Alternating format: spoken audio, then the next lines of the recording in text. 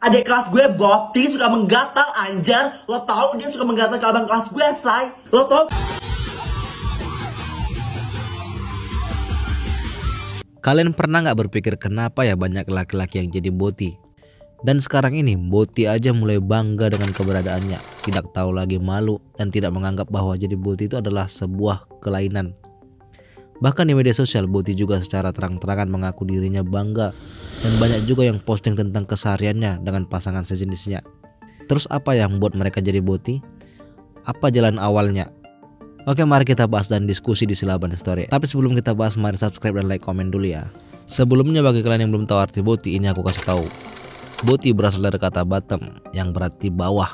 Istilahnya bottom atau Boti biasa ditujukan pada pria gay yang memposisikan dirinya sebagai perempuan atau sebagai pihak bawah yang bersikap sedikit feminim. Fenomena ini bukan terjadi baru-baru aja, tapi sudah sejak zaman dulu, sejak zaman Nabi Lut yang diutus Tuhan untuk menegakkan kebenaran ke Sodom dan Gomora, yang dimana mereka adalah kaum yang suka sesama jenis. Kalau kalian tanya salah nggak sih jadi Boti? Pertanyaan macam apa ini? Gak usah ditanya lagi lah kayaknya. Karena sudah jelas di atas Tuhan memerintahkan untuk menegakkan kebenaran. Jadi Boti itu sudah ada sejak zaman dulu, cuman sekarang sudah terang-terangan aja mereka. Sudah menjadi kebanggaan. Terus di mall juga ada pasangan laki dan laki bergandengan tangan, nggak malu. Ya karena mereka sudah menganggap itu sebuah keistimewaan. Pengaruh sosial media juga sangat kuat. Contohnya nih pasangan Ragil dan suaminya. Dia terang-terangan posting kemesraannya. Sebenarnya ya udah ya, terserah dia aja sebenarnya. Toh juga Tuhan memberikan kebebasan kepada setiap manusia. Bebaslah mau buat apa aja. Tapi resiko tanggung masing-masing. Cuman mungkin karena postingan mereka banyak Boti-Boti lain jadi ikut-ikutan dan menganggap mereka tidak sendirian kok. Mereka diterima orang banyak kok. Buktinya banyak yang like, banyak yang share. Berarti keberadaan Boti sudah diterima. Kita sebagai manusia menghargai manusianya, tapi bukan penyimpangannya. Kita sesama manusia dan orang terdekat hanya mengingatkan, setelah itu ya udah terserah mereka. Nah, tugas kita menjaga orang-orang terdekat kita. Misalnya nih, kita akan menjadi orang tua suatu saat nanti.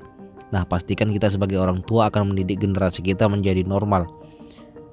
Peran ayah juga perlu, karena peran ayah yang harus mengajari anaknya. Contoh nih, anaknya pria, jangan kasih baju perempuan, jangan kasih dia make-up-make-upan. Terkadang ada orang tua yang memaklumi penyimpangan.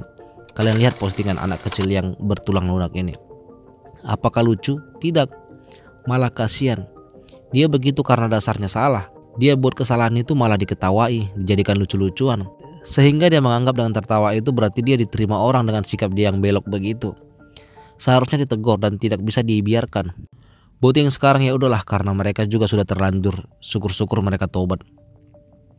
Nah, sekarang harus ditanamkan sama orang tua. Jangan sampai anaknya tumbuh besar menjadi Boti atau suka sesama jenis. Jangan hanya tahu buat anak aja, tapi didikan yang benar juga perlu. Ada juga memang Boti yang pengen tobat tapi dia berat. Dan ada juga Boti yang sudah tobat dan kembali ke jalan yang benar.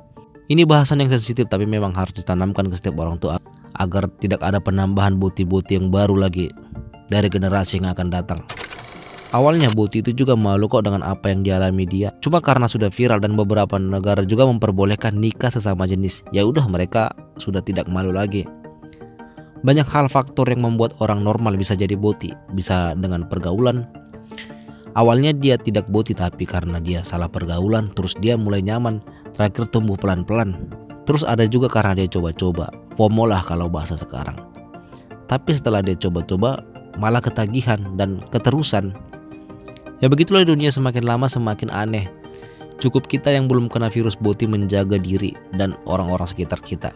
Jangan pernah maklumi dan normalisasikan orang belok sejak dini. Kasih tahu kalau itu salah. Terus bagaimana dengan Boti sekarang? Ya gimana, biarkanlah mereka menikmati hidupnya. Ditegur juga nggak guna, karena mereka merasa paling benar.